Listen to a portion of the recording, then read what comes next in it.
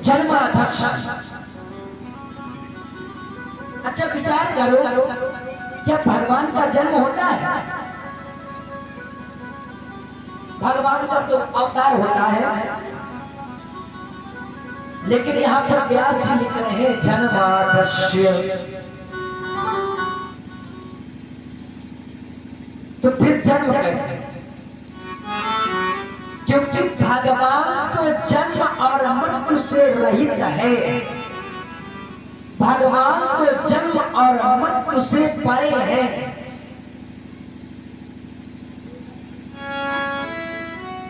और कथा का प्रथम श्लोक चल रहा है। सभी से हमारा निवेदन है कि बिल्कुल चैतन्य होकर के कथा को सुना।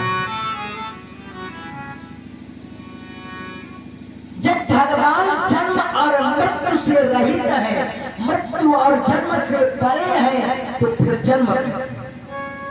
और व्यास जी लिख रहे हैं जन्माधस्य यतोऽन्वयादितरत्। क्योंकि जन्म और मृत्यु तो विकार है। आतस्य जन्म विकार रहिता स्यात्। जन्म और मृत्यु तो विकार है, और भगवान को क्या विकार छू सकता है? भगवान को तो विकार छू भी नहीं सकता है। तो उत्तर मिला कि जब यद्यपि भगवान ने जन्मा है, भगवान का जन्म नहीं होता। हमारे आचार्य तो यहाँ तक कहते हैं कि बिनु पग चले सुने बिनु काना, और कर बिनु कर्म करे विधि ना। भगवान बिना पैरों के चलते हैं, बिना कानों के सुनते हैं, बिना हाथों के कर्म करते हैं। इतना ही नहीं, आनंद रहित सकल रस भोगी। मुक्त नहीं है, फिर भी सभी रसों का भोग करते हैं। बिन वाणी वक्ता बड़ जोगी, बिना वाणी के बहुत ही अच्छे वक्ता है।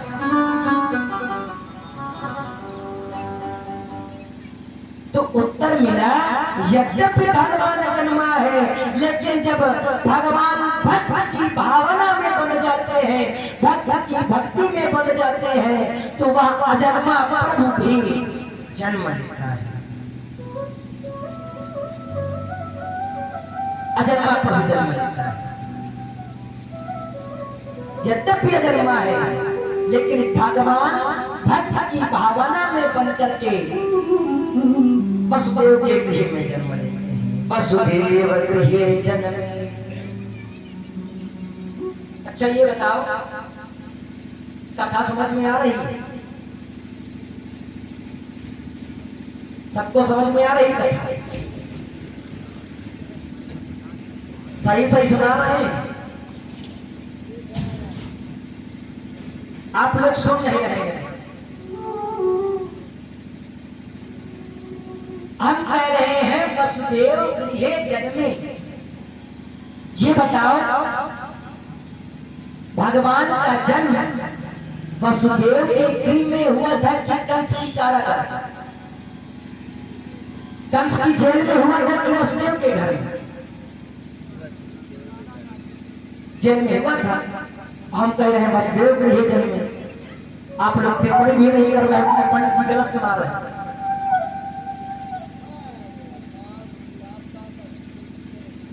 भगवान का जन्म इसलिए कहते हैं, सावधान होकर के सुनना पड़ेगा। कहीं सुने अनुमोदन करही। भगवान का जन्म हुआ तो कंस की कारागार में है, लेकिन लिखा जाता है वसुदेव गृहे जन्मे। क्यों? तो उत्तर प्राप्त होता है कि घर किसे कहते हैं? क्या ईंट पत्थर से बने मकान को घर कहा जाता है? नहीं, वो तो केवल एक मकान होता है, एक इमारत होती है। घर तो उसी को कहते हैं जहां पति पत्नी अपने परिवार के सहित प्रेम से जीवन यापन करते हैं, जहां पर संतान की प्राप्ति होती है। तो वसुदेव और देवकी का घर तो कंस की कारागार ही हो गई, क्योंकि वहीं पर उनको पुत्र की प्राप्ति हुई। इसलिए कहा वसुदेव कहिए जन्मे। एक पत्थर से बने मकान को घर नहीं कहते, घर उसको कहते हैं जहाँ दंपति अपना जीवन साथ में लेकर के बिताते हैं। तो ये हुआ प्रथम शब्द का अर्थ, प्रथम स्कंद के प्रथम अध्याय के प्रथम श्लोक के प्रथम शब्द का। और अगर ऐसे कथा सुनाई जाएगी तो 60 दिन में भी नहीं, लेकिन हमारा दायित्व है कि जितना शुद्ध सुनाया जाए उतना बढ़िया। कम से कम प्रथम श्लोक का वर्णन तो पूरा विशुद्ध कृत होना चाहिए। तो प्रथम शब्द है जन्मदस, अर्थात अजन्मा प्रभु जन्म लिया। द्वितीय शब्द है अन्वयादितरतः, जन्म लेते ही भगवान जन्म लेते हैं। कहा की ओर? तो कहा गोकुले इतरते, गोकुल की ओर। जन्म लेते ही भगवान गोकुल की ओर चल पड़े। तो अजन्मा प्रभु जन्म लेता है और जन्म लेने के बाद प्रयाण करता है। भगवान स्वराट है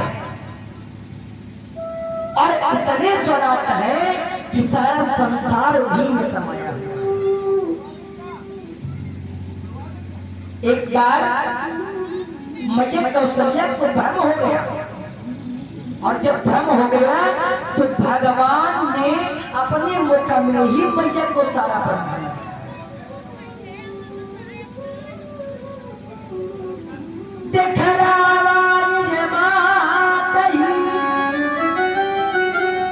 अद्भुत रूप अखंड, रोम रोम पतिलागे, कोटि कोटि ब्रह्मांड। दिखरावा निज माता ही अद्भुत रूप अखंड, रोम रोम पतिलागे, कोटि कोटि ब्रह्मांड।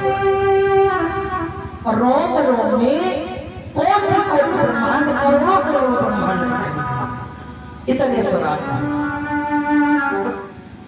ऐसे भगवान की वंदना हम करते हैं। अंत में कहा सत्यम परम धीमहि। अच्छा, इस लोक में जब वंदना की जा रही है भगवान की, तो कहा जा रहा है सत्यम परम धीमहि। अगर कहा जाता कृष्णम परम धीमहि, रामम परम धीमहि, दुर्गा देवी धीमहि, तो हमको पता चलता कि अमुक भगवान की वंदना हो रही है, कृष्ण जी की वंदना हो रही है, राम जी की वंदना हो रही है, या माता जी की वंदना हो रही है। परंतु यहाँ पर कहा जा रहा है सत्यम परम धीमहि, सत्य की वंदना की जा रही है। सत्य क्यों कहा जा रहा है? इसलिए क्योंकि भगवान सत्य स्वरूप ही तो है। इस लोकाधेनु प्रवक्षामि उत्तम ग्रंथि कोटिभिः, ब्रह्म सत्यम जगत मिथ्या, जीवै ब्रह्मैना परः। इसी को हमारे भोलेनाथ भी कहते हैं, उमा कहूँ मैं अनुभव अपना, सत हरि भजन जगत सब।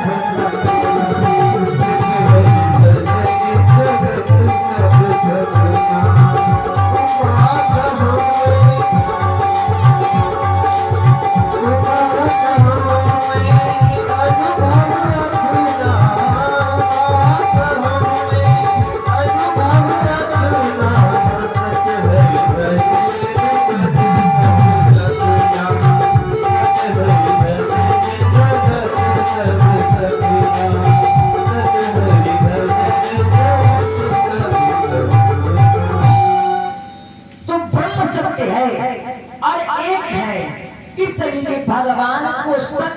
से वंदना की।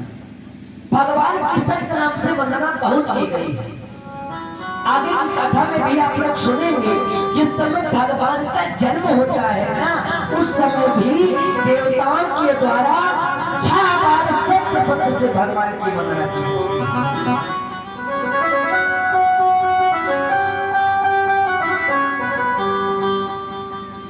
6 बार सत्य सत्य से भगवान की वंदना की जाती है।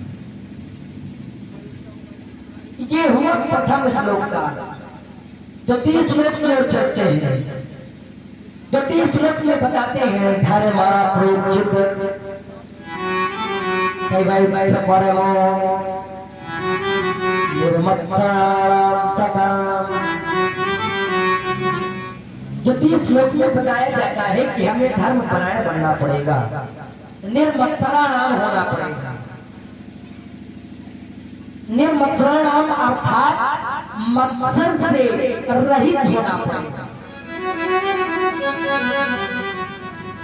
मत्सर क्या है? मत्सर को कितने लोग जानते हैं? कम लोग जानते हैं, लेकिन मच्छर को सब लोग जानते होंगे। मच्छर और मत्सर में थोड़ा ही अंतर है, ज्यादा अंतर है। आप लोगों ने देखा होगा, अनुभव किया होगा, जब मच्छर आता है तो सबसे पहले पैरों के पास घूमता है,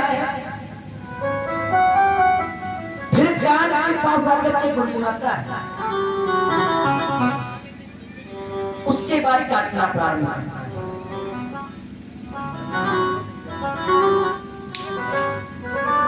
क्या मच्छर करता है? इसी प्रकार से मत्सर भी है। मच्छर बाहर से काटता है और मत्सर अंदर से काटता है। जैसे ही कोई व्यक्ति बाहर निकलता है तो सोचता है कि लोग हमारे चरण छूए, जैसे मच्छर छूता है। और आता है तो सोचता है कि लोग हमारी प्रशंसा कर रहे हैं, हमारी प्रशंसा के बोल हमें सुनाई दे रहे हैं, जैसे मच्छर को सुनाता है। मत्सर अर्थात अपनी बड़ाई करना, इसी को त्यागना पड़ेगा। कथा सुनने के लिए हमें मत्सर से रहित होना पड़ेगा, क्योंकि संसार में सब कुछ छूट जाता है, यही नहीं छूटता है।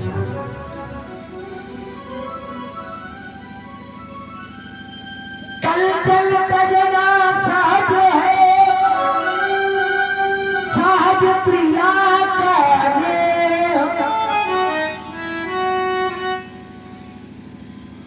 कंचन तजना सहज है। कंचन मानी सोना, सोना त्यागना सरल है, त्यागा जा सकता है। स्त्री का प्रेम भी त्यागा जा सकता है। पर मान बड़ाई ईर्ष्या दुर्लभ तजना जी। मान बड़ाई और ईर्ष्या ये जल्दी नहीं छूटते। लोग सोचते हैं हमारा सम्मान करें, परंतु आपको एक बात बताऊं, ज्ञान तो वहीं पर होता है जहां पर मान की कामना ना हो। ज्ञान मान जहां एकम नहीं, जहां पर मान की एक भी कल्पना न की जाए, वहीं पर ज्ञान का प्रादुर्भाव हो।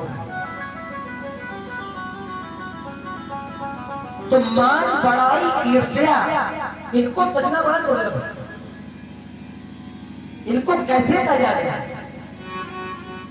तुमको तजने का माध्यम एक है। कौन सा माध्यम? बिनु सत्संग विवेक न होई, राम कृपा बिनु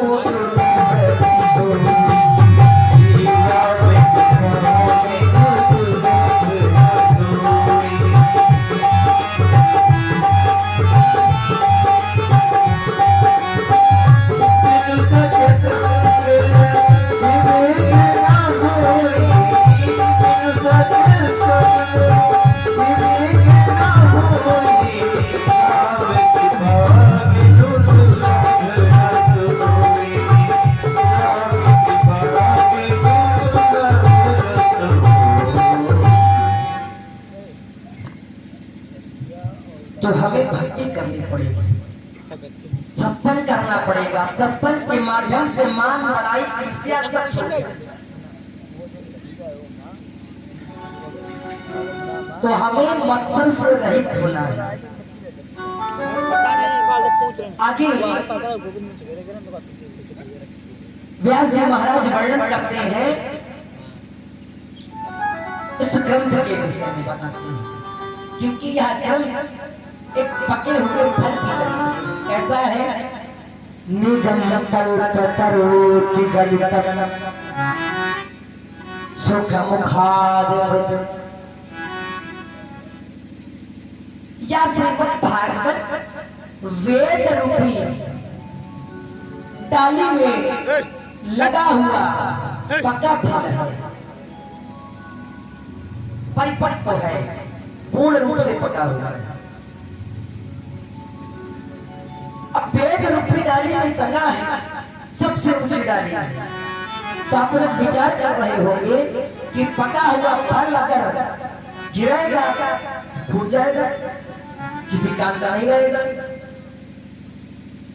तो यह भागवत रूपी फल जब वेद में सबसे ऊंची डाली में टंगा था, तो नीचे गिरा होगा तो फूट गया होगा। तो उत्तर मिला कि फूटा नहीं, इसलिए नहीं फूटा क्योंकि यह भागवत रूपी फल शाखा से शाखा सदैव सदैव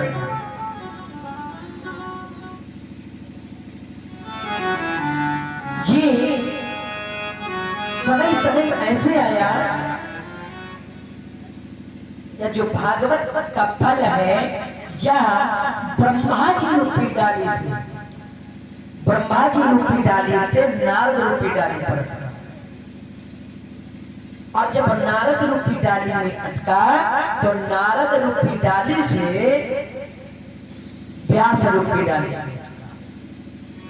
और जब व्यास रूपी डाली में अटका तो व्यास रूपी डाली से सुखदेव रूपी डाली, और सुखदेव रूपी डाली से परीक्षित रूपी में डाली में आया, और परीक्षित के बाद हम सभी प्राणियों को इस फल का स्वाद मिला। तो ये सीधा ऊपर वाली डाली से नीचे नहीं गिरा है, कर्म से आया है, इसलिए फूटा नहीं, सुरक्षित है।